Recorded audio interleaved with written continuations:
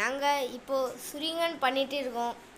அதே கடையில் போய் எல்லாம் விற்பாங்களே அந்த சுரிங்கன் கஷ்டப்பட்டு நல்லா பண்ணிகிட்டு இருக்கோம்.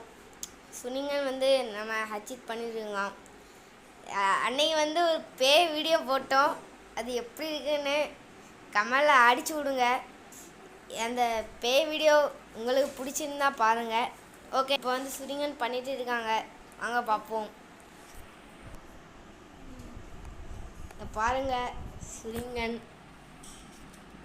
இந்த கார்மீரா சுரிங்கன், இந்த கார்மீரா